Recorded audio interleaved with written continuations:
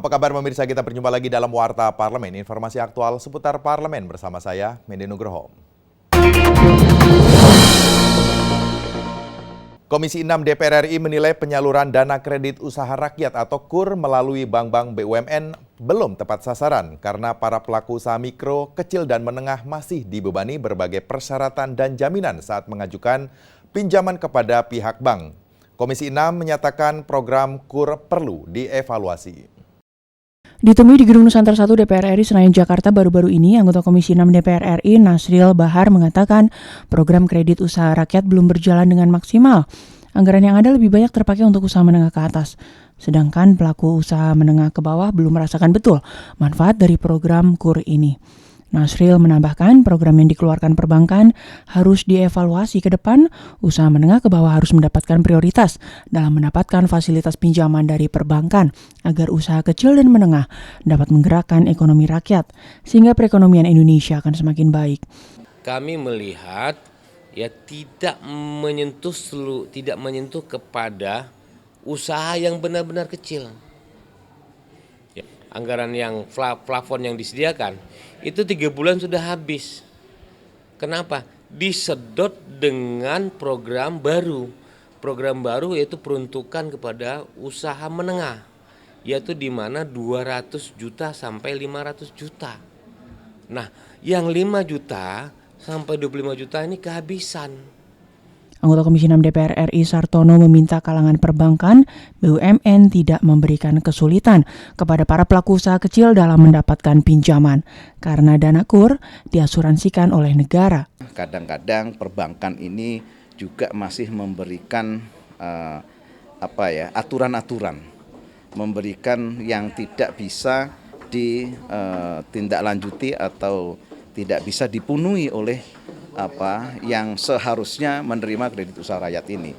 Jangan diperberat lah, dipermudah itu, karena toh ada asuransinya daripada kredit usaha rakyat itu dari negara. Anggota Komisi 6 DPR RI yang lainnya, Endang Srikarti Handayani mengatakan, rakyat yang ingin mendapatkan pinjaman dari negara sebenarnya sudah dilindungi dalam Undang-Undang Penjaminan. Oleh karena itu, Endang berharap perbankan dapat memfasilitasi pinjaman kepada masyarakat yang ingin berwirausaha tanpa adanya jaminan yang memberatkan. Ya, sosialisasi bahwa yang namanya bank BUMN menyediakan memfasilitasi untuk kewirausahaan supaya bisa mandiri. Ya, tanpa ada jaminan. Hilman Hidayat dan Rizky Kurniawan, TVR Parlemen melaporkan. Pengalihan kewenangan pendidikan tingkat menengah dari pemerintah kabupaten kota kepada pemerintah provinsi sesuai dengan Undang-Undang Nomor 23 Tahun 2014 tentang pemerintah daerah berdampak pada kekurangan anggaran bagi tenaga pengajar SMA dan SMK. Untuk itu, Badan Anggaran DPR RI segera membahas persoalan ini bersama pemerintah. Ditemui usai menerima audiensi delegasi DPRD Provinsi Sulawesi Selatan di Gedung DPR RI Senayan Jakarta baru-baru ini, anggota Badan Anggaran DPR RI Hamka Baco Kadi mengatakan pengalihan kewenangan SMA dan SMK dari pemerintah kabupaten kota ke pemerintah provinsi turut mempengaruhi alokasi belanja pegawai dalam rancangan APBD tahun 2017.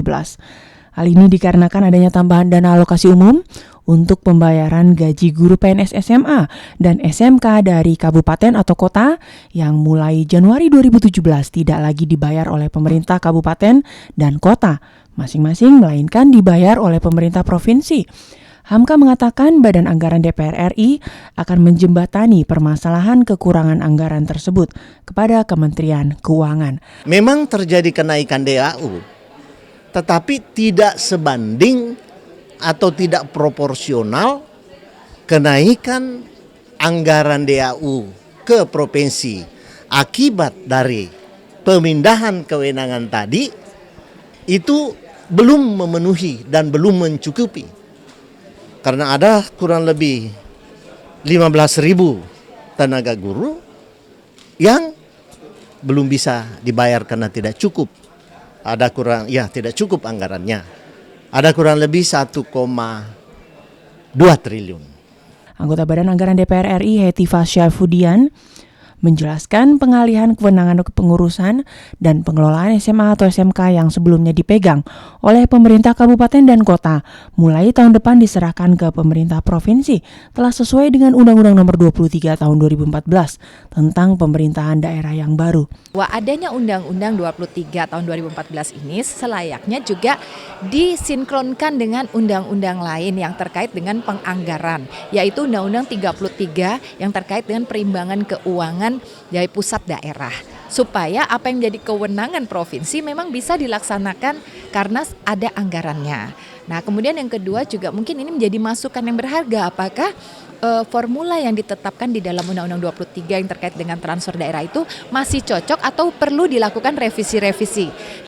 Syifa dan Julian, TVR Parlemen melaporkan. Ketua DPR RI Ade Komarudin berharap Indonesia bisa belajar dari Inggris mengenai pemberantasan terorisme. Ketua DPR RI menilai Inggris merupakan salah satu negara yang cukup berhasil dalam penanganan ancaman terorisme. Ketua DPR RI Ade Komarudin berharap Indonesia bisa belajar dari Inggris mengenai pemberantasan terorisme. Ketua DPR menilai Inggris merupakan salah satu negara yang cukup berhasil dalam penanganan ancaman terorisme. Hal tersebut ia ungkapkan seusai menerima kunjungan Duta Besar Inggris untuk Indonesia Muazzam Malik di ruang pimpinan DPR RI.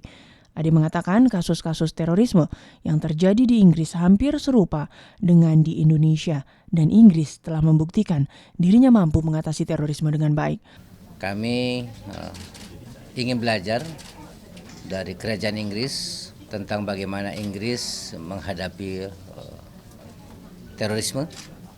Dan tadi sampaikan undang-undangnya selalu melakukan perubahan-perubahan sesuai dengan tantangan karena teknologi semakin hari semakin maju.